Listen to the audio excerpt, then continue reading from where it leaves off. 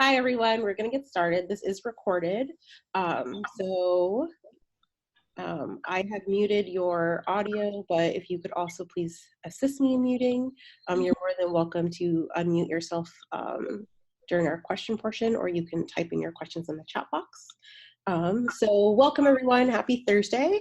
My name is Desa Daniel. I'm a doctoral student at University of New Mexico.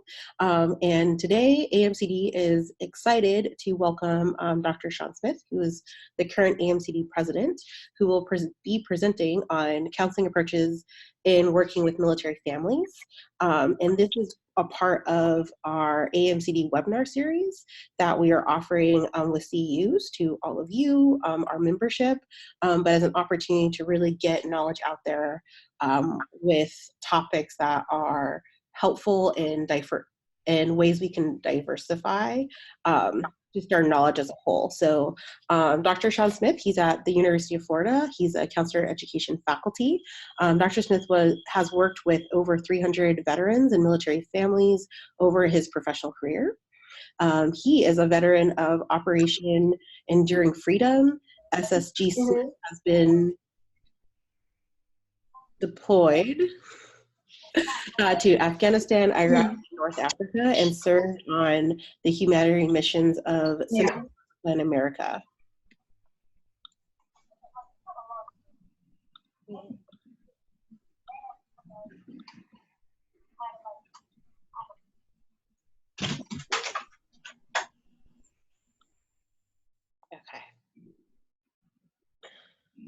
Sorry about that. Dr. Smith understands firsthand of the impact deployment has on service members and their families. This training will help prepare current and future counselors to provide evidence-based, culturally competent practices in the area of deployment and families. This training provides an overview of military culture, including its history, organizational structure, core values, branches of service, mission, and operations. In addition, it examines military development and the unique experiences that service members, their spouses, and their children face throughout the deployment cycle. This presentation incorporates research findings to discuss stressors and challenges associated with separation, reunions, and reintegration. Thank you, Dr. Smith, and we are excited to have you. Thank you, Ms. Daniel. I appreciate your leadership in spearheading the webinar series for AMCD, so thank you very much.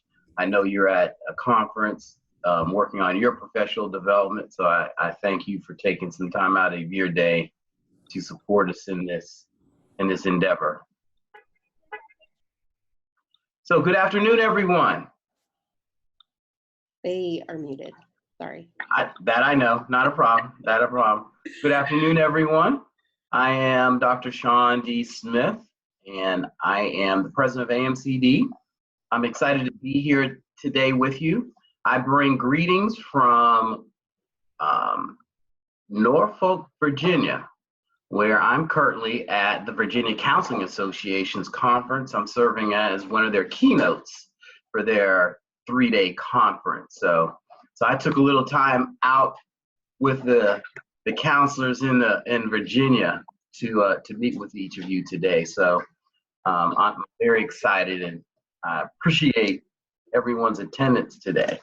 So what I'd like to do is go ahead and get started.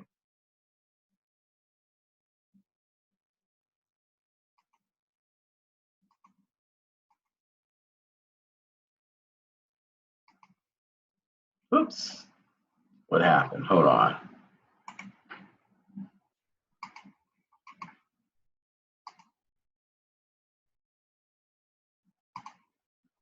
Go.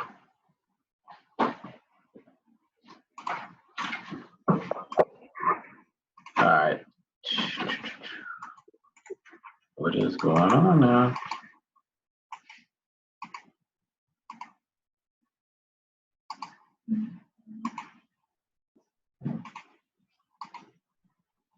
There we go. Okay. There we go, back on track. All right. So we already did the description. So what are we going to do today? Well, what I want to do is talk a little bit about identifying military terminology, and operations in order to facilitate an effective treatment of military personnel. Also want to identify some stressors faced by service members and their families before, during, and after the deployment, and also discuss the adaptive skills used by service members while they're in combat zone that can potentially be problematic when they return home, for strategies reconnecting with families, and then also facilitate healthy and positive reunions between returning service members and their families. So I hope that works for everyone today. So we're gonna go ahead and get started. And again, just a real quick, let me share my story with each of you. Please understand that my experience, what I'm sharing here today is a combination of firsthand lived experiences as well as work with a military population. I want to begin by saying that I by no means believe that I know everything and all things, but I am confident on the areas that I am experienced in. So it's from that position that I will be sharing my experience, both as a clinician working with military families, as well as a veteran that has gone through the deployment process several times. So I want to put that out there for everyone. Also, know that my experience has primarily been through the reserves, the Army Reserves more specifically. And I'll share my story with you as we continue through. So I want to also provide that, that bit of information as well. Oops, so where will we go? Well, we're gonna discuss understanding military culture. We're gonna talk about some assessments that are done as part of the deployment cycle to assess and evaluate where service members are. And then we want to talk a little bit about the emotional cycle of deployment for military families.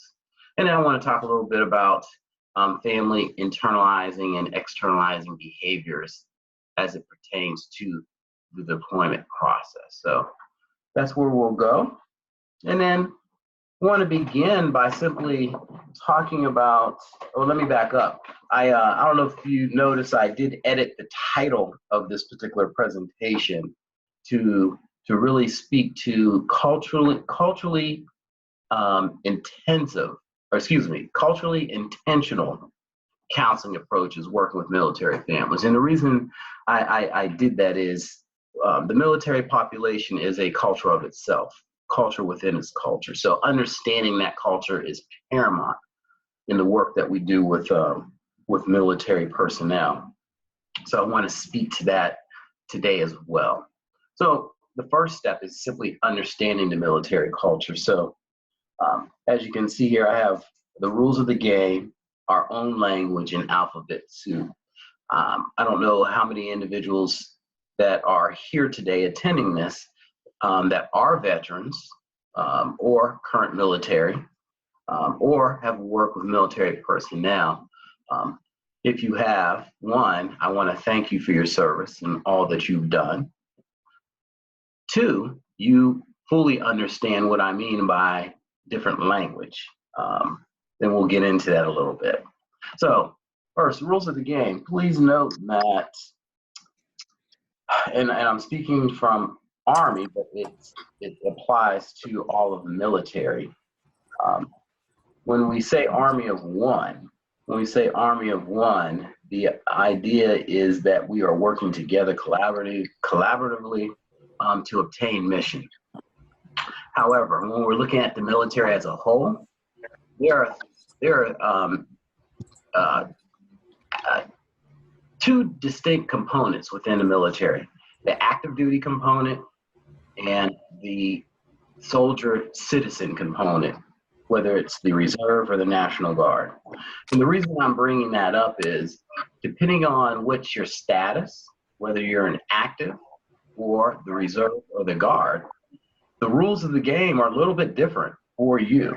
And my reason for pointing that out pertains to how service members may be impacted by deployments and services that may be available to them as a result of deployment. So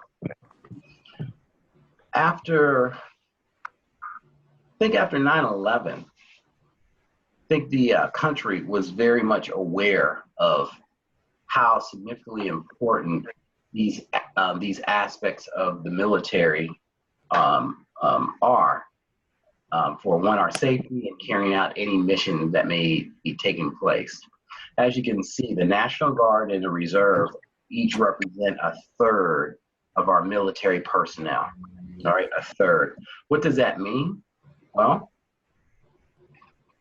after 9/11, when we went to war, we quickly recognized that we can't do anything without our National Guard and our Reserve unit, okay? We really can't do anything as far as a military personnel. So when we start talking about active, we're talking about individuals that have signed up full-time to be in one branch of our military. These individuals generally sign on for 4-year terms in regards to contracts. They generally live on base or close to base, and their military status is their #1 career priority. Our National Guard, part of what we would call citizen soldiers. These are individuals that serve our country in a different capacity. The reserves fall under this as well. What does that look like? Well, their tours of service are actually outlined in 6-year contracts. During those 6 years, they're required to attend what we call military training once a month, minimally, and 2 weeks out of the year. Now, certainly that could be greater, but those are the minimal standards in that process. Know that the commitment the active duty component has is to the nation. Essentially, wherever the president and Congress determines for the best interest of the country, they can be sent to that particular area, stateside or domestic, something that we call CONUS or OCONUS. National Guard has a little bit different commitment. National Guard's commitment lies in 2 areas. One, certainly nationally or federally, but also their commitment is to their state as well. So with that being said, the governor and the state legislature also has say and input over the National Guard when they are being deployed to particular areas.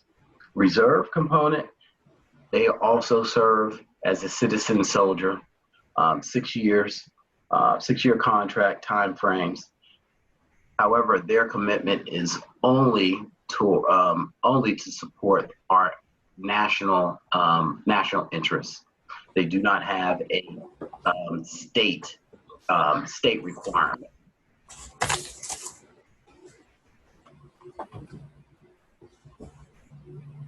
And I apologize. We have someone that's mic is hot. If you can mute, I greatly appreciate that. Make sure that your microphones are muted. Now, we start talking about our own language. What we're talking about here is in the military, everything is basically used in syllables, essentially, meaning we don't have many communication patterns that are in complete language. So we'll talk about that a little bit. And with that can be a little bit confusing, being that we're, and I like to identify that as alphabet soup. So it's a little bit of alphabet soup because it's a little bit of this, a little bit of that. I want to give some examples of that. So when we start talking about military language, as you look at this current slide, you will see a number of different terms or letters that actually mean a particular statement. So when we start talking about an MOS, that's the Military Occupation Code, actually Military Occupation Specialist. Basically, that is your job within the military. So when you start talking about what your MOS, essentially what an individual is asking you is, what is your job? What is your title? What do you do? And then I've listed several different jobs per se within the military that and translated them to what we call non-military language. So 68 whiskey, let me begin by saying that the particular jobs that I've identified for this particular presentation have all been in the area of the Army, but also in the area of medical, just so that we're all on the same page. But as we look at some of the military terms, military language, 68 whiskey is a combat medic, which is what I was when I was in the military. 60 whiskey, psychiatrist, and then you have licensed social worker, clinical psychologist. So just give you an idea. Also, some other language that you may want to familiarize yourself with is leave earning statement, which is our paycheck. All right, so our paycheck, and then within that leave earning statement, you will find things such as BAH, BAQ, and BAS.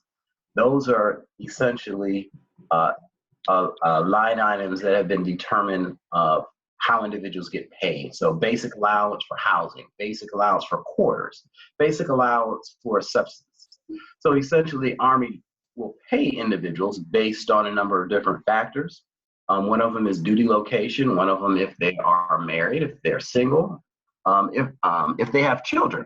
So all that factors into their pay. And again, this is the language that you use. In regards to being deployed overseas, OEF or OIR are also some common terms. Operation Enduring Freedom, Operation Iraqi Freedom. That basically speaks to the particular mission that one has been deployed on and the area that they are going to. And then we have things such as an IED, and improv explosive device, which essentially is a bomb. All right, which is essentially is a bomb. So again, I just wanted to give you a snapshot that the military has its own particular language that I highly suggest and recommend that clinicians working with this particular group become familiar with that language. And here's just a quick snapshot of a leave earning statement, basically a paycheck, which again, wanted to provide example of specific language specific to the military that you can become familiar with. Now, I wanted to talk a little bit about the assessment process. And here you'll find a number of different forms that I want to speak to. I was in the military for 15 years. I served all in the reserve capacity. I started off in the combat arms side of the military, and I excuse me, I was in the artillery unit, served in that capacity for 5 years, and then I reclassified and went into combat support, and specifically in the medical side, hence where I became a combat medic.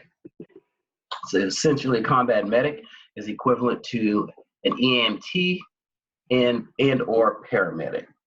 So that's essentially what I did. When I was deployed, however, I had been promoted, so to speak, to the level of E6, which is a staff sergeant. And within my job, I was in charge of our operations section of our hospital. My duties included training, implementing training, also overseeing medical training, but also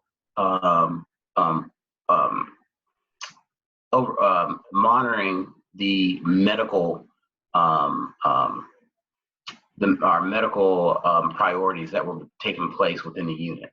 So just to give you an idea, if you're familiar with MASH and you're familiar with radar, that might be dated, I don't know. When I use that example, some individuals may remember that, some may not. I would be kind of radar, if you want to think of that capacity, the individual that kind of oversaw everything that was going on within the army. So, so I did 3 deployments, one in Iraq, one in Afghanistan, and one in Northern Africa. Our deployment in Afghanistan was, we had 135 soldiers. Our mission was to build a 45-bed level 3 hospital in Afghanistan, Bagram, Afghanistan. Level 3 is determined by the fact that we had the ability to complete x-rays on site, full surgical, but the fact that we were able to do x-rays was huge.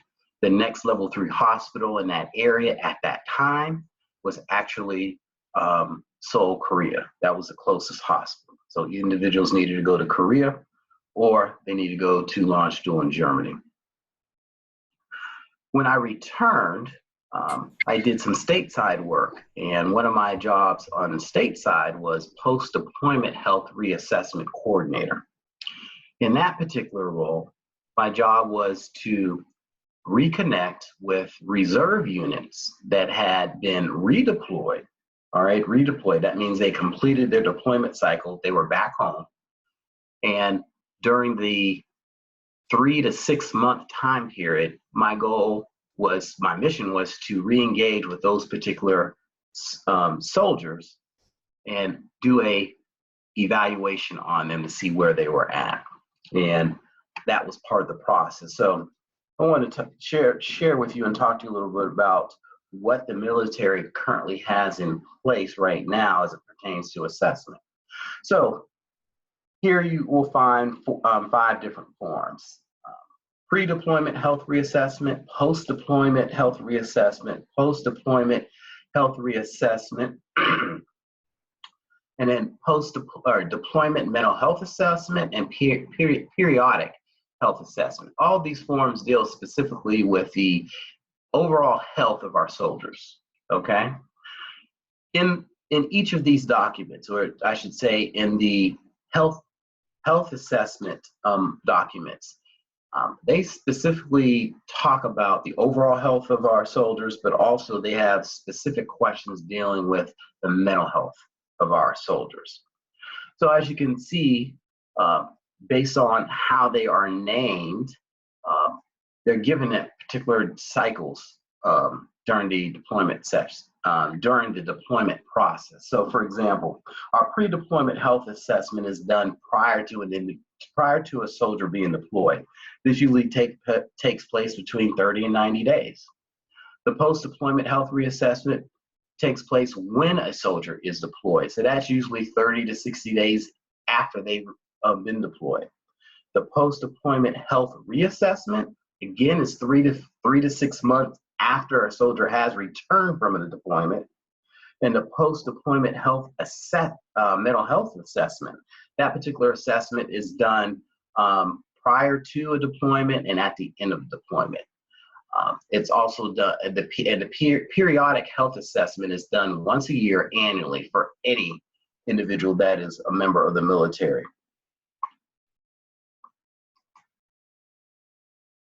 So I want to talk a little bit about the emotional cycle of deployment. So there are 5 stages in this process, 5 stages. Now there are some models that speak to a 4-stage process, but I like to use the 5-stage when we're talking about the emotional piece. And I want to share some reasons for that with you.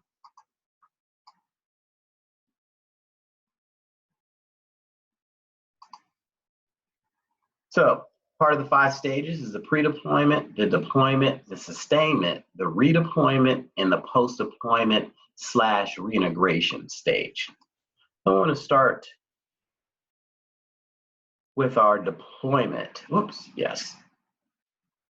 I'm going to start with our pre-deployment stage, all right?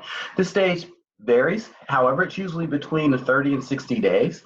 And basically what happens at this point in time is the service member is notified that they or their unit has been called up, all right, has been called up.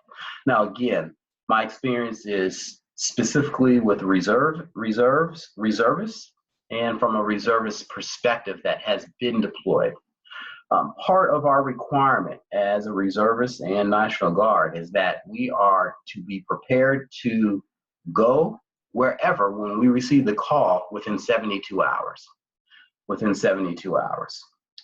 And what that generally means is we get a call, we get a challenging pass, so we know that the mission is real, active, and we are supposed to report to a particular duty station at that point in time. Once we report to that duty station, then we will get further orders on our mission and on what's going on. So during the pre-deployment stage, again, 30 to 60, could be 30 to 60 days. What's going on during this time, all right? So let's think about this, all right? You get a notification saying that you're going to be deployed, all right? You're going to be deployed. You get further information to say that you're going to be deployed to a particular area of the country, and that either you're going by yourself or members of your unit are going. So some things that maybe going on is anticipation of loss versus denial, all right? What does this mean? What this is about? Am I properly prepared, all right? Also, train up. There's an intense focus on improving your skills, all right, where you're at, but also identifying any gaps in skills. Also, you're getting your affairs in order. What we mean by that is working with your family, your support system regarding what needs to be taken care of, why you are not physically there. Talking with your employer about work.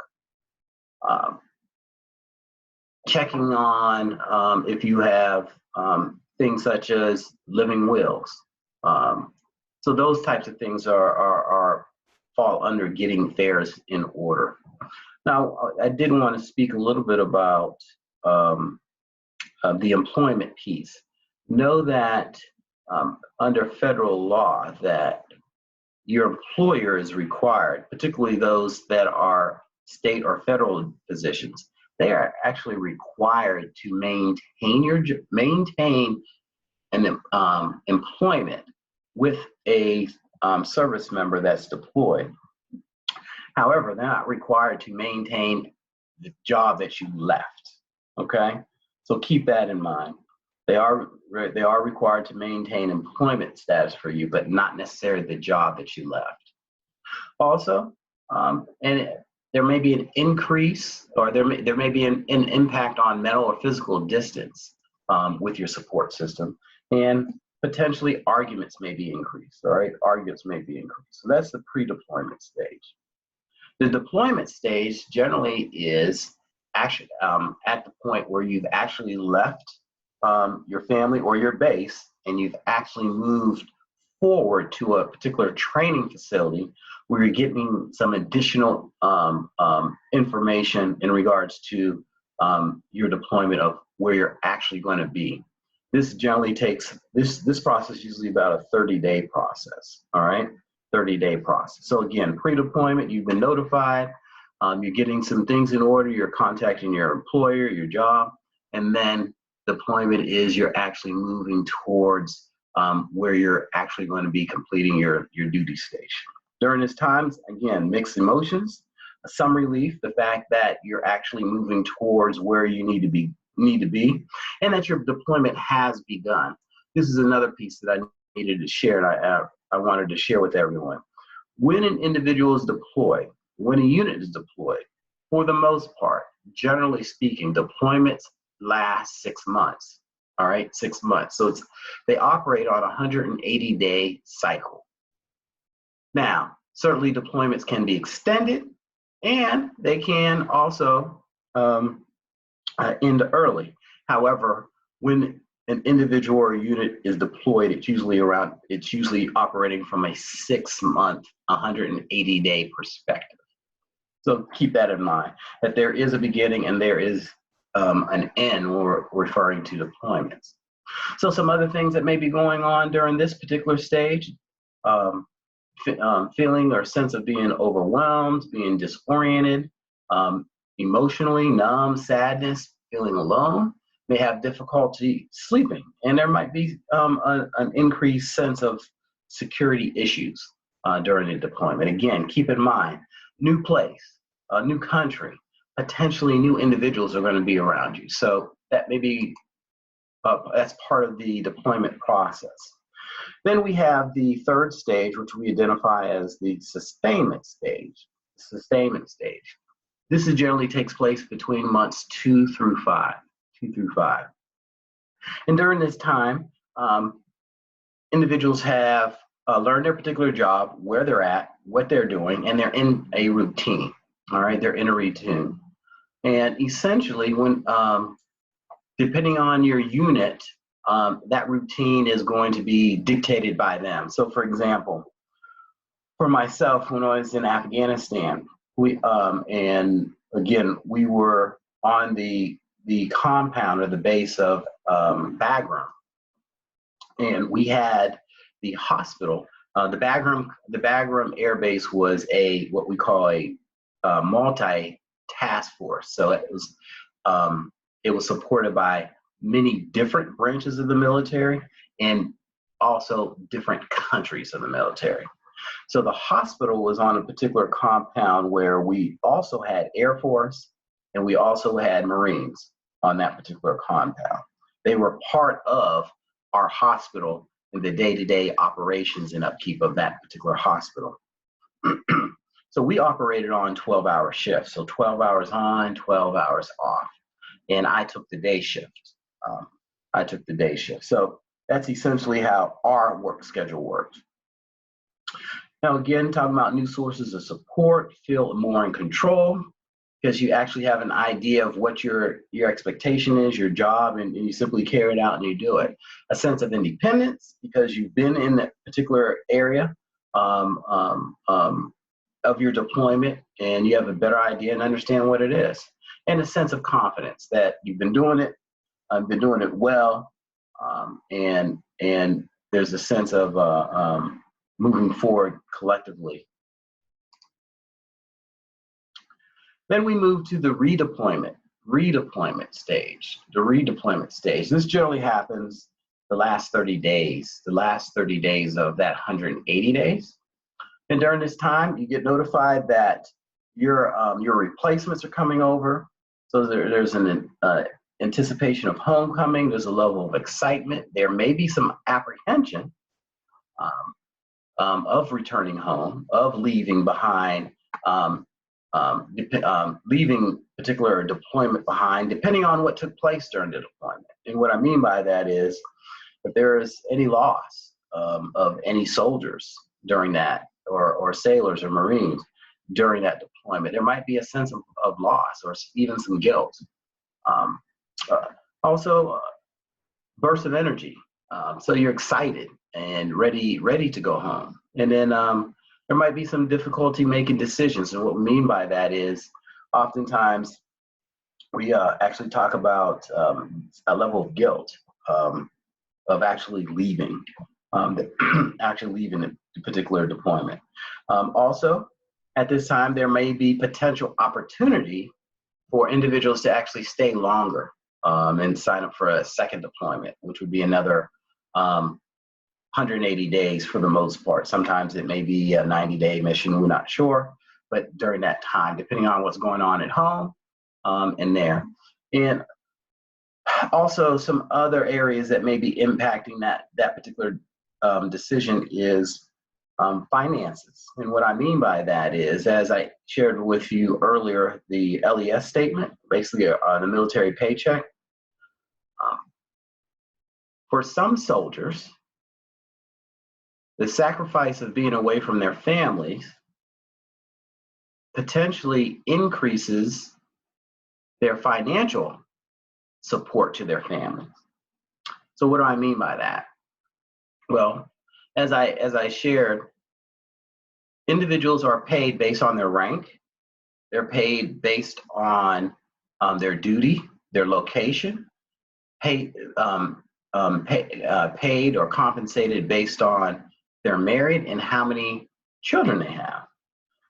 So if you factor all of that into one's pay, they may actually be making more financially being deployed than they would at their regular jobs. Not saying that's the case for everyone, but that may be the case for some. So that may go into that difficult decision of either staying or extending or returning home. And then we arrive to the post-deployment and the reintegration stage, which is stage 5. This generally happens between the 3rd and 6th month after deployment. Again, the post-deployment health reassessment is being conducted, as well as the deployment mental health assessments being conducted. So during this time, particularly for our reservists, in our National Guard, based on how long they've been deployed dictates them returning to their unit. So this is what I mean, and this is unique. This is one of those elements of unique status between the active component and the reserve component. For those that are in reserve in the National Guard, they are not required to return to their unit for up to 90 days if they have been deployed for 180 days. So think about that. Think about that for a moment. Here you had a soldier, a service member that was deployed with their unit for 180 days. They go through the demo process, which is roughly 30 days. And now they're back home being reintegrated to their life, their family, prior to the deployment. And the group that they spent a significant amount of time and have gone through a deployed mission through, they do not have contact with for 3 months. They do not have contact with them for 3 months. Now, they can choose to go to their unit prior to that, but know that our research has indicated that many do not go. So that means they're out of sight, out of mind. They may be isolated, and they're simply away from what they've been doing very intensely for a 6-month period.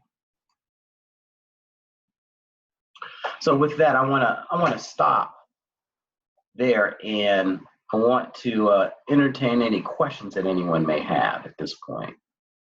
Entertain any questions that anyone may have at this point. So for those of us, you are muted, so you're more than welcome to unmute yourself if you have a question. As a reminder, this is recorded, so if you do have questions, just realize that this will be recorded in part of our webinar to our AMCD membership. And if you have any problems, or if you want to also ask your questions in the chat box, you can do that as well, and I can read it out for you. I will start us off. So Dr. Smith, you went over several different areas of the deployment process, which was really helpful for those of us who maybe have family members that are in service, but for me especially, I didn't know like the breakdown from like going in to when they're coming out of deployment. As a counselor, especially as a counselor in training, what advice or like tips and tricks would you have for us in terms of like where should we focus on that process? So as a counselor, if I know I have a service member who's going into deployment, like should I offer more services going in or more services coming out? I think that for me, there's a little bit of a bias for me to be like, oh, like coming back, they probably need more support than going in, but I'm just not sure. Great question, great question. I'm going to get into some specific recommendations, evidence-based recommendations, some recommendations and some evidence-based practice and programs that are there that are available. However, what I would say, recommend and suggest, you meet them wherever they're at. You meet them wherever they're at, because they'll need support at every stage of the deployment cycle, really. Oftentimes, and let me share with you a shift in the mindset of the military in regards to one, promoting, all right, counseling services to their service personnel. Historically,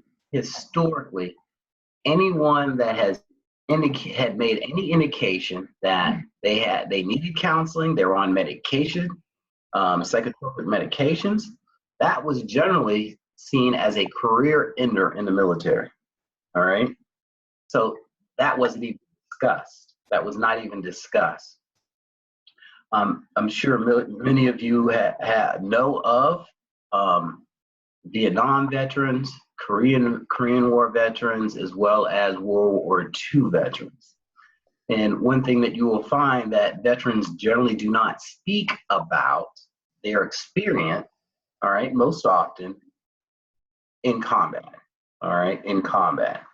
And again, that was a military culture that had developed that you don't speak about what went on external to the group that you went through. That has shifted.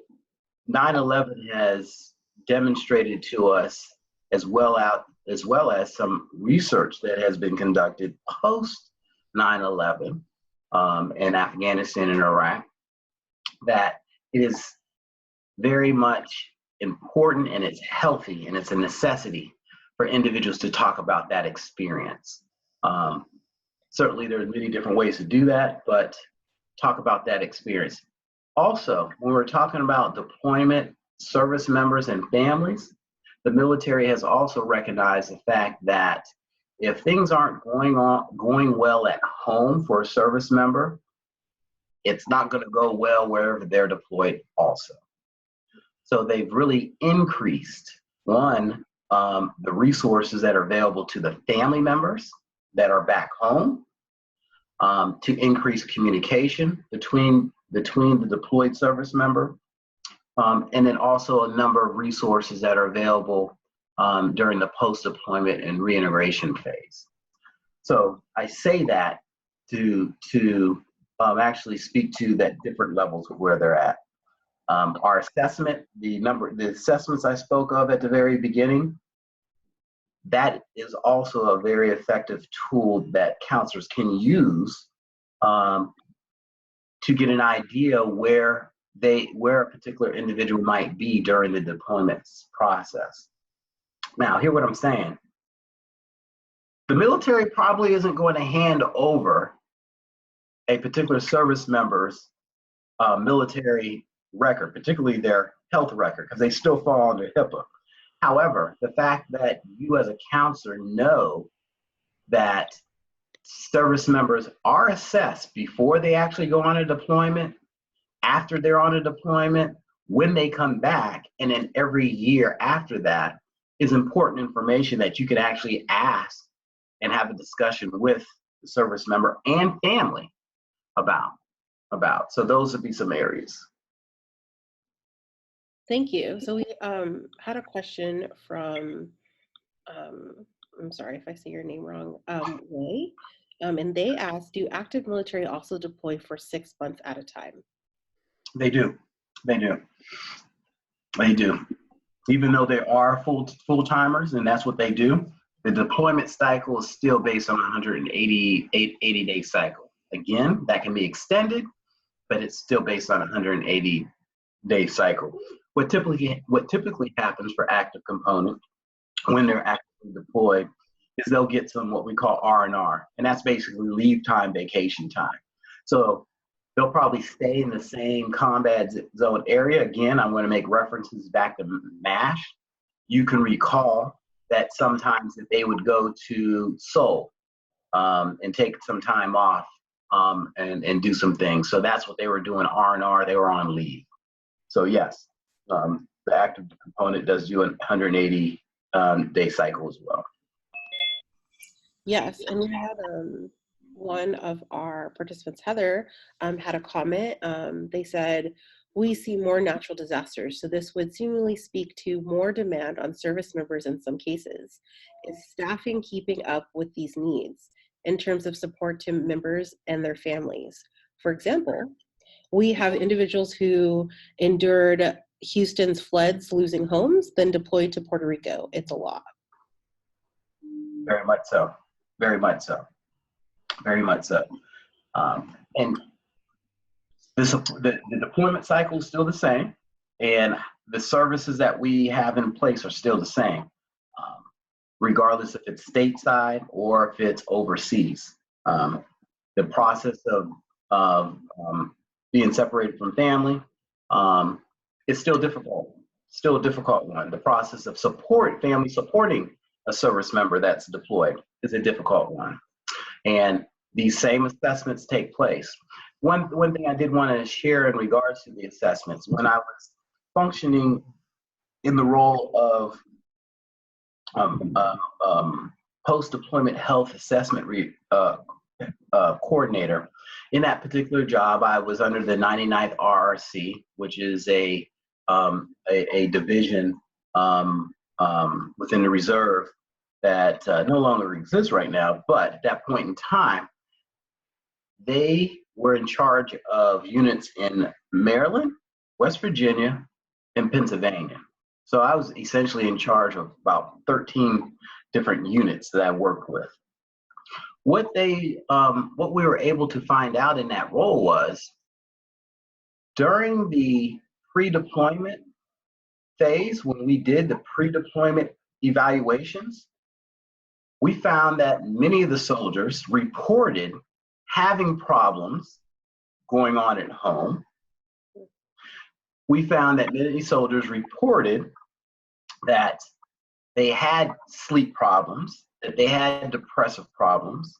However, they were still deemed fit to deploy, all right? Fit to deploy. Now, many of you may be thinking, why is that? How did that happen? Well, again, we need to step back and understand the system and the culture of military. If you are a leader, a commander of a particular unit, you're assessed and evaluated on the fact that your unit is deployable, meaning you get to call, your unit can go. That evaluation and assessment is tied to rank and promotion. So as I share this with you, I think you can quickly understand why, or potentially why, individuals would be deemed appropriate to be deployed, because it ties back into the overall systemic, essentially green light or red light of a particular unit being fit to be fit to be deployed. If a leader or commander does not have a unit that's not ready to be deployed, they may not be a commander or a leader that much longer, and they may not even be in the military that much longer. So you have to understand systemically what that might be. But yes, that was an interesting finding that we found, that as they went back, probably roughly about, I think it was somewhere around 30 to 40% had reported some issues prior to a deployment. So it wouldn't be it wouldn't be that surprising to know or learn that there were communication problems, family problems with individuals during deployment and when they returned. Absolutely. So of course, if people have questions, please feel free to unmute yourself and jump in, or you can continue to write your questions down in the chat box. So I had a follow-up question. So one of my colleagues, Tanu, is teaching an undergrad course at University of Mexico that's geared towards veterans. And I'm wondering, in terms of either training of master students or doctoral students, what are some resources that you would have either on the student side or for us as faculty on how we would address veterans' concerns with populations or encourage people to do more work in that area? Yeah, that's a great question. And I have some of those, some of the programs that are available that I would actually recommend faculty, counselors to become part of, learn about. And there's also some funding that's available for individuals that are interested in working with this particular population. There's funding to support their training, and there's also funding to develop evidence-based programs that have been successful that I'll share as well. Awesome, thank you. So Gregory Scott said, I would offer that deployment timeframes do have the potential to be variable for some branches, especially such as in the Navy, if you are on sea duty. Deployments can be of different time periods depending on the type of ship, submarine, and the mission. Yep, very much so, very much so. And again, when we're talking about the deployment process, all right, the emotional cycle of deployment, it's all the things. We're talking about separation from family. We're talking about moving to a high intensified area, right? And there's a level of unknown as far as what you're actually going into and how individuals will respond to it. Certainly individuals are trained. Certainly individuals are trained to go into those situations, but there's still that element of the unknown for all individuals. And how do we, one, maintain communication, and how do we, two, maintain a level of relationship with individuals within the family, all right, with individuals in the family.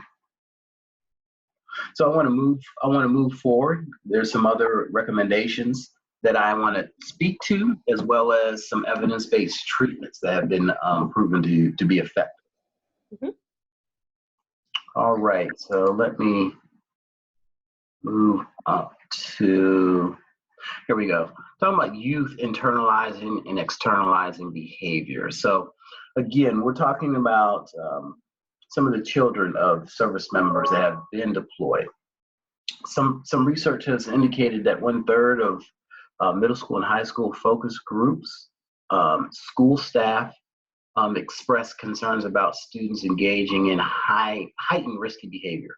So what we're talking about is there's been an increase in cutting, promiscuous sexual behavior, things such as that. Also, it's been reported that teens have a loss of interest in their regular activities, withdrawal socially, and there's some changes in sleeping and eating patterns, as well as sadness, and some outward expression of emotions such as crying. So again, I think we all can understand why some of these responses may be happening based on a deployment, but we have to ask the question, because we all have, we will all react differently, but based on circumstances, yes, we should be a little upset that a member of our family is being deployed and put into a situation of combat. But the question is, how are they responding? What skills do they have in place to cope with that? And systemically, what does the family have in place to support them as well? It's also behaviorally, teens reported an increase of irritability and disrespect towards parental figures and home and school figures. And then academically, teens reported decline in grades, concentration problems, and things such as that. When we're talking about the non-deployed spouse, all right, the non-deployed spouse, research has showed that there's an increase in loneliness, worry, sadness, anxiety, anger, headaches, eating problems, insomnia, nervousness, concentration, depression, and acute stress on adjustment areas, all right? Now, there's been other research that's reported from teens about their parents, all right, specifically mothers. Talked about, again, they've experienced, this is the teens reporting that their parents, their mother specifically, has experienced being more emotional, sleeping more, had problems concentration, and being very irritable. And many teens reported that their moms were stressed due to some increased responsibilities. So think about this for a moment. Obviously, if you have a team, you have a partner, individuals are working collaboratively in a relationship, and one individual is being removed, where does the rest of those responsibilities go to, all right? Certainly, if we have a large support system that can help that particular family, that's outstanding. However, many of those decisions that would be shared on a day-to-day basis with the other partner, the other parent, may not be able to occur in the same manner, and decisions need to be made. So if an individual hasn't been put in that situation, or that may not be their strength, that could have some increased stress being placed on them. And then another focus group that worked with adolescents specifically, they also reported a strain in relationships with the caregiver due to parent having somatic illnesses and anger around finances. Now, again, the finance piece is coming up here again, and what I want to recommend that during those pre-deployment phases, during the deployment phases, that if you're working with a family that's going through that process and they've come to you during one of these phases, talk about the finances. Meaning, does that other spouse, the non-deploying spouse, what access do they have to finances? Who do they know, and who should they be in contact with if they're not receiving the financial compensation that the deploying spouse should be getting? So what do I mean by that? They should have the contact for their unit, what they call unit rep. That individual knows about their finances, they know about healthcare, they know about anything dealing with the deployed soldiers' information, all right? Also, they need to ensure that they are on bank accounts together, all right, that they have access to some of these. And then also, as I indicated, the dialogue around things such as living wills, insurance policies, things such as that. So as counselors, if a family, if a couple, if a soldier, sailor, service member comes to you during the pre-deployment stage or even the post-deployment stage, these may be some questions, these should be some questions that you would be asking, assessing, evaluating with them to see where they're at. Again, by addressing them now, can minimize potential issues later. Some interventions and recommendations that have been put forth, all right? One, CBT interventions have demonstrated to be most effective working with this particular population, all right? So anything dealing with CBT interventions, that could be brief, that could be extended, that could be intense. For example, I'm at the University of Florida, so I'm in Gainesville, Florida. I have a colleague that's at UCF, and she has actually been working with veterans and Veterans Affairs for roughly 20, 25 years, and she actually has received funding to support her lab that focuses on PTSD with veterans, and it's a virtual intervention regarding veterans, and it's intensified. So essentially what they do is they bring veterans in for a 3-week process where they get intense treatment on a daily basis around the clock, and they expose them to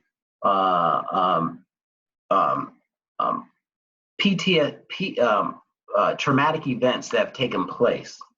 And they work on desensitizing them and increasing their awareness so that they can work through some of those experiences.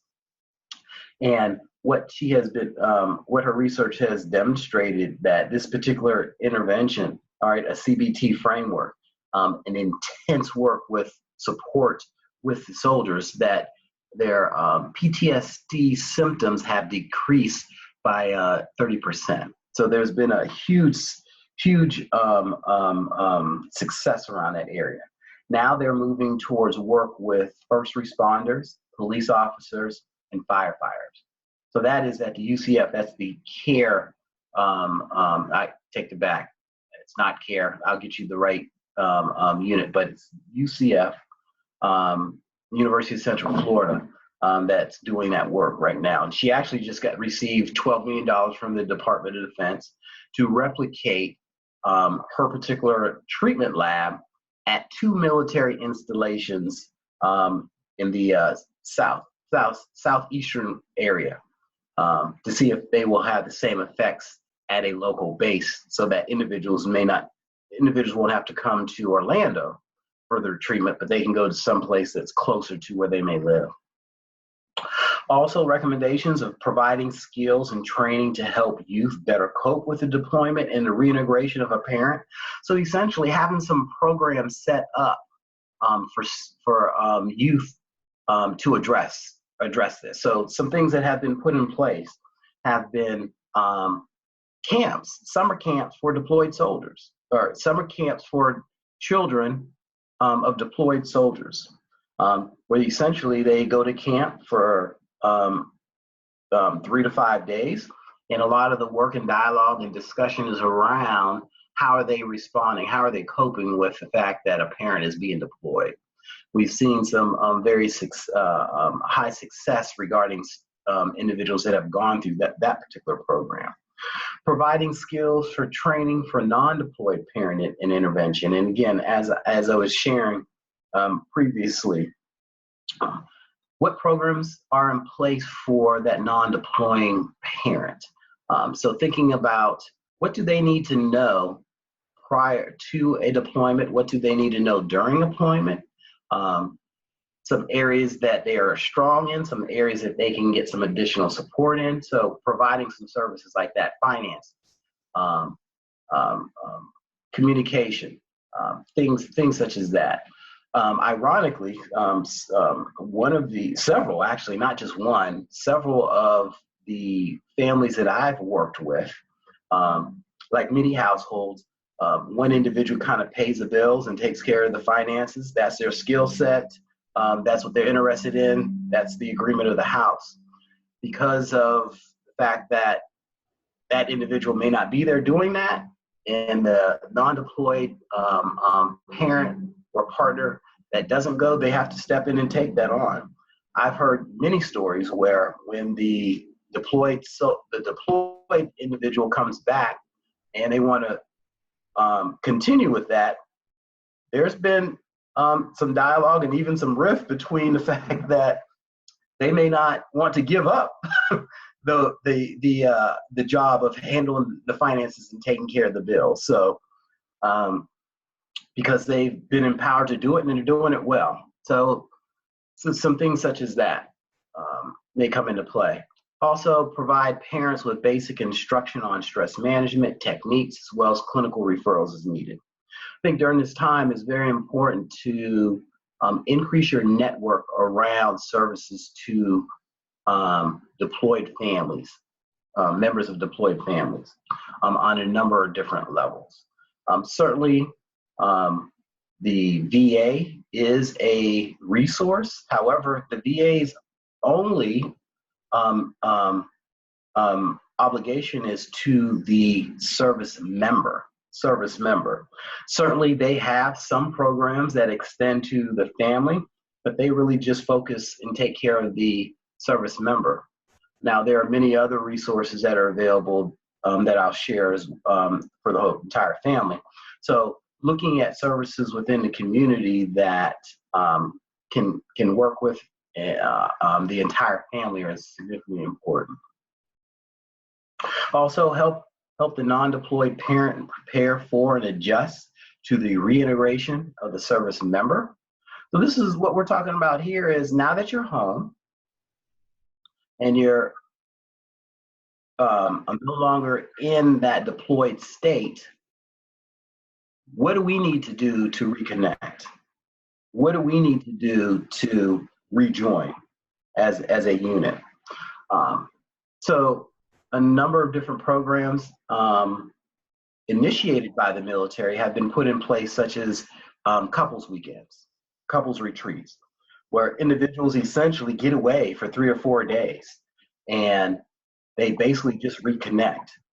Some of these interventions include several couples getting away and doing some work individually with each member of that unit, as well as collectively, to talk about what's needed to reconnect and readjust. Also, the same thing applies for families. There's been a number of different programs that have had family reintegration weekends, where the family may go somewhere for extended period of time, maybe a weekend, 3-4 days, and they actually focus on coming back together as a family. And then also, research has basically shared with us that group has been the most effective intervention when working with military populations. I know when I started working with military families, individuals and families, I started off working primarily with just individuals one-on-one. I quickly realized that the group process is very powerful for a number of different reasons. The biggest one is there's support in numbers, right? There's support in numbers. The other piece is that military personnel are used to working in groups. They're used to having a battle buddy, so to speak. They're used to be in that collective environment. So working with groups also has helped. And I was presenting on this at another event, and a member in the audience had indicated that her father, I think her grandfather, was a World War II vet, and how they actually basically coped with their experience during that time.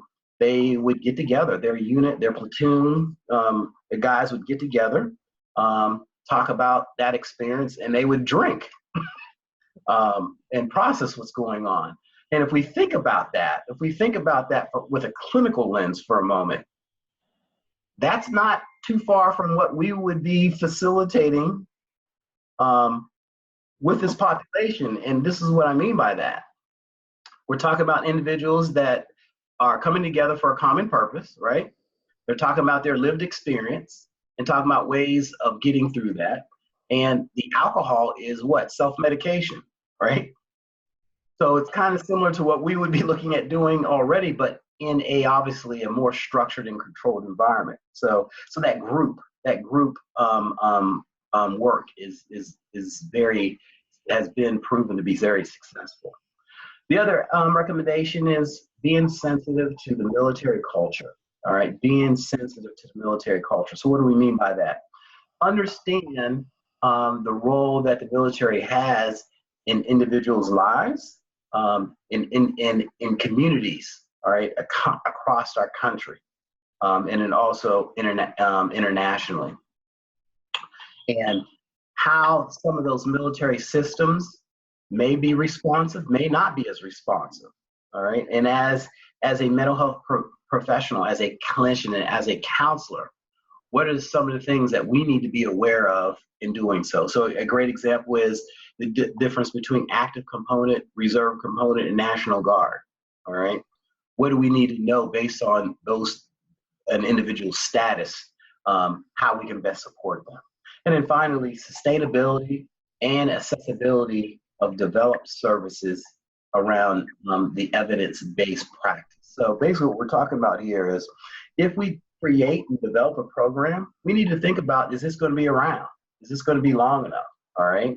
And we create this program, who are we creating it for, and can they get to it? Again, my experience is with reservists, all right? Reservists and National Guardsmen, the citizen soldier. They essentially have two lives, all right? In my role as faculty member, one of my responsibilities is to oversee the practicum and internship experience of our students. Well, one of our sites is at our vet center, all right? And actually had a student that was doing their experience there and had worked with, for 2 semesters, a veteran all right, from Iraq that would come and meet with her under the umbrella of my dog needs help. So they would bring their dog in once a week to be treated at the vet center, but then talk to the counselor that's there. All right, talk to the counselor that's there. So we have to think about some things like that. If we're going to develop services, how might we do that? Because we know that individuals are very attached to their pets, their animals. So that may be an avenue that we may want to consider utilizing. Also, the use of technology. Just as we're delivering this particular training through a video conferencing platform, might we be able to do the same in working with our military personnel that are in the rural areas? Because when we're talking about, again, reservists and guardsmen, they're generally driving from a distance to a particular location that is not necessarily that easily accessible. So those are some other things to consider. So with that, what are some additional questions that we have? Awesome, thank you so much. So Gregory Scott said that the program you were first talking about was the UCF Restores. And for those of you not on video, the website is www.ucfrestores.org. And then he follows up with additional question. Do you have any experience with the American Red Cross Reconnection Workshop? And then there's a link there about registering for those reconnection workshops. I do not have direct experience with those particular workshops. I do have experience working with Red Cross, but not those particular workshops. There'll be some additional resources that I'll be sharing right after this slide that I have had some experience working in. And thank you for sharing that resource. Was it Scott? Gregory. Gregory, thank you for sharing the Restore information, Gregory. Yeah, you're welcome. I was just curious about the American Red Cross because I just found out about that, those reconnection workshops, and it looks like something that would be useful to become a facilitator for. You know, if you're interested in working with this population and you're a counselor or therapist, psychologist. So again, I was just curious if you had any experience with that. So it's something I'll look into further. Thank you. Yes, most definitely. And as we know, the Red Cross is an amazing and outstanding resource for anyone in a time of need. But they are actually the arm to notify a service member if something's going on. So yes, being involved with the Red Cross is certainly an asset in this work.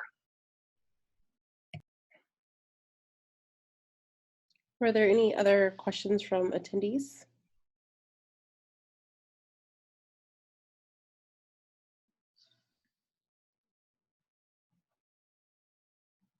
And again, as I indicated, much of the work that I have done has been specifically with guardsmen and reservists. And my rationale for that is because I went through that experience and I know some of the challenges that individuals would go through in receiving services. And much of the work that I did is pro bono, continues to be pro bono.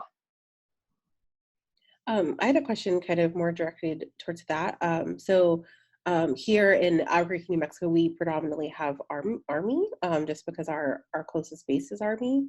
But I'm wondering in terms of, as clinicians look to do that work, what are some ways that we can learn more about maybe like not what's closest to us? So like, how do I learn more about Navy or Air Force and the different challenges and the different branches rather than the assumption that all deployment looks similar? Right. Look, it's one, simply look at the military resource one. All right, that's a resource that you can tap in and get a number of different resources that are available for clinicians that are working with this particular population. Also, literally, the Department of Defense website really speaks to one, services that are available to those that have deployed and family members, all right? Family members. you have a number of different resources that you can access through those means. The other piece is simply doing the work. And by doing the work, you develop a network within yourself that expands, all right, that expands. So if you're doing some work in the New Mexico area, working with Army families around deployment, the word will get out, all right, the word will get out. And there are a number of trainings that the military will put on. When I say military, I'm talking about all branches. They will put on for civilians, for clinicians that are interested in this work. You can also be an independent contractor providing counseling services to all branches of the military. Those opportunities, again, are available. Essentially, you sign a contract to say you're going to do this for 6 months, 9 months, 12 months, depending on the need. I actually did some, I also do some qualified supervisors training. And I did one, I think in May. And there were actually 3 individuals in that training that were actually going to be deployed to Germany and work with some military personnel in Germany as a counselor. So there's a number of different opportunities and resources. Awesome. So we have one participant who just said, thanks for the presentation, very informative. I have no experience with the military. So we do have a lot of opinions today that don't have any experience at all. And then a question from V. May. You spoke about the assessments done pre and post deployment. Are these mandatory? And if so, considering the stigma of mental health, do you think these assessments are taken seriously by both the military personnel and the soldiers? Great question. One, they are mandatory. It's part of the evaluation that a unit has to go through. So they are mandatory. They are part of the soldier's record, and they go into their military, their healthcare file. So yes, in regards to are they taken seriously? Yes, there has been a increased focus on those particular assessments, all right, when it comes to soldiers. Now, I'm just being honest, so depending on the culture of individual units, might they overlook a particular element within that assessment in order to meet the standard of being ready? Right? Because we're talking about a bigger system and the implications around that. Yeah, just being honest. Might there be pressures for individuals to answer a certain way in order to be deployed, either internal pressures for that individual or external? Yes, certainly that's there. But I can say that there has been an increased focus on the assessments because they share a lot. They really do share a lot. The other piece is thinking about systemically, where we were 9/11 and where we're at right now in 2018, okay, and what has occurred as a result of multiple deployments of our soldiers, all right, specifically our reserve and guardsmen. There was a point in time where they were being deployed 3 times as more than the active component. All right. And then we start looking at the increase of suicide, all right, which is 20% higher, all right, 20% higher than suicide from civilians. There has been an increased level of attention paid to that, all right. So yes, it is being taken seriously, but understand that there may be some instances where individuals are pushed through or they made decisions to move forward. Absolutely. So as a reminder, Dr. Shon Smith did send out the slides. I sent them as well to the emails that you registered with via Eventbrite. And those are about the last 3 to 4 slides of this presentation. And I wanted to give the last 5 minutes or so if anyone had any final questions they wanted to ask or something that's like important.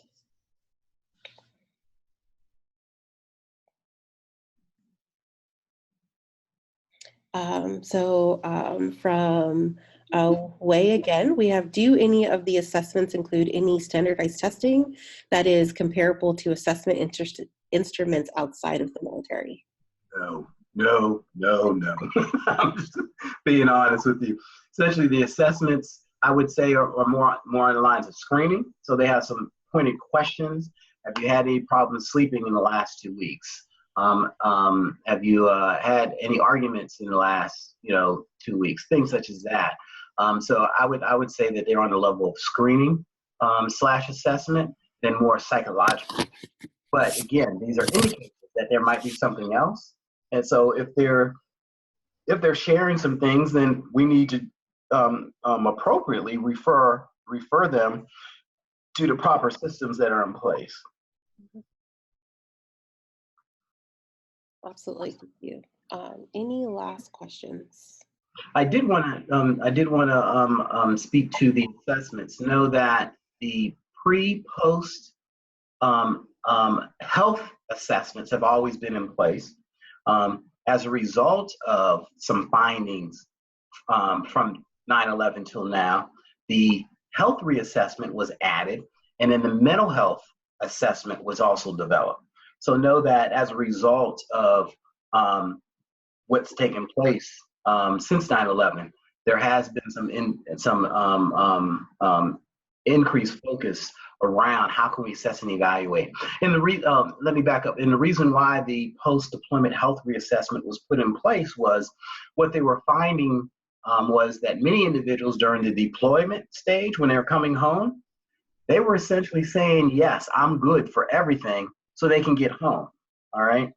I can clearly remember during my first deployment coming back, as I indicated, we had 135 soldiers. We had 135 coming back. That was our goal, bring everyone home. However, 3 soldiers had some physical problems during the deployment. One broke their leg. As a result, they were at our demob station, did not come home with our unit, all right? So they weren't released from active duty for another 90 days until their leg was healed.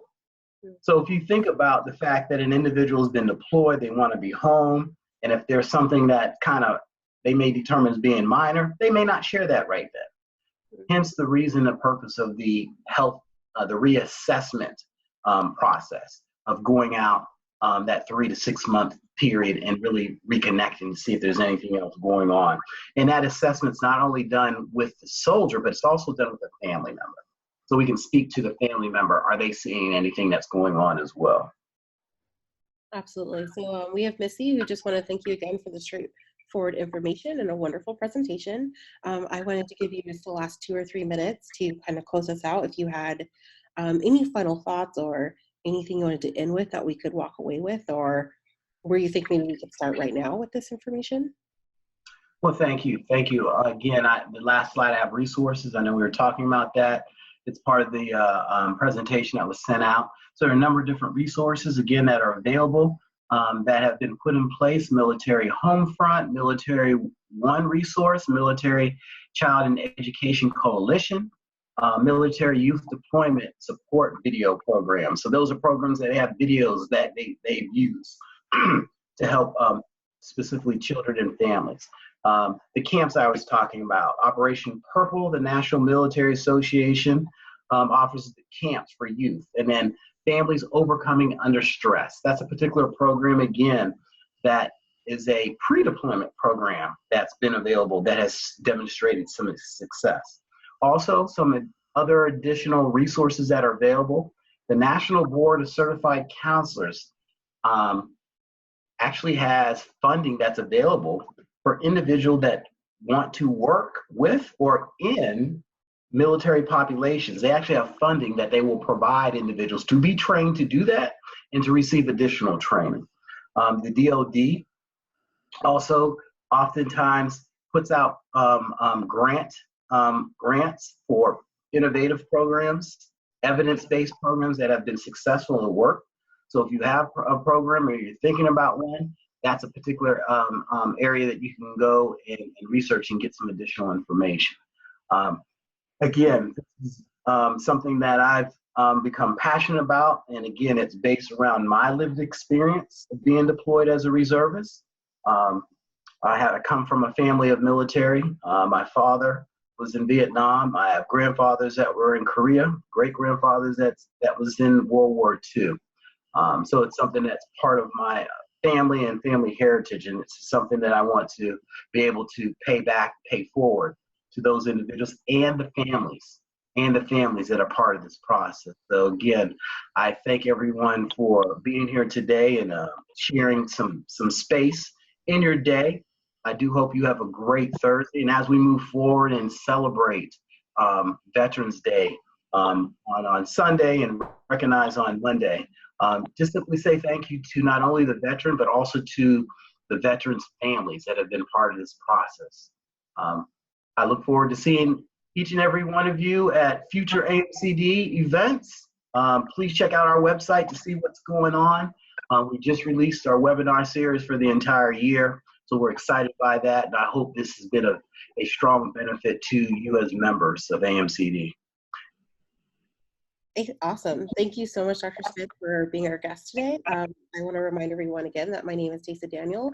And if you have any questions, I have been the one to send all that information out to you. Dr. Smith has made his contact information available to you.